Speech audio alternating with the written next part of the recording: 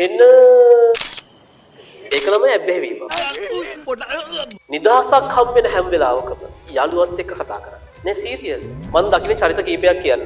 නිදහසක් පන්තියක නිදහසක් හම්බෙන හැම වෙලාවකම එන්න විස්තරයක් යාළුවට දිගහන්නයි ඉන්නවා. මරු.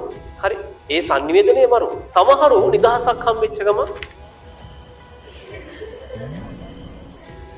කිසි හැලහොල්මනක් නැහැ. ඔය බලාගත්තොත් ඒ බලාගෙන ඉන්න එපා.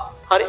තමන් යාළුවත් එක්ක කතා කරන එක මාරයි. ඒක තමයි ඔයාගේ බ්‍රේන් එකට මාර සැටිස්. ඒ අදහස් ගන්න එක නිදහසක් හම් වෙන හැම වෙලාවකම ෆෝන් එකට දෙන්න එපා. ඒක බරපතල කාරණාවක්. සෑහෙන බරපතල. ඒ කියන්නේ අපිට නිදහසක් ලැබෙන හැම වෙලාවකම අපේ අතට ෆෝන් එක එනවනම් ඒක තමයි ඇබ්බැහිවීම. ඒක බරපතල කාරණාවක්. හරි.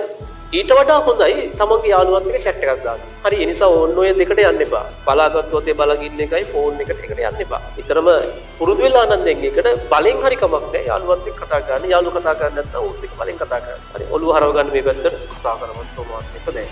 A few moments later. මචං මම කියන දේ පොඩ්ඩක් මචං මට කතා කරන්න දීපන් මචං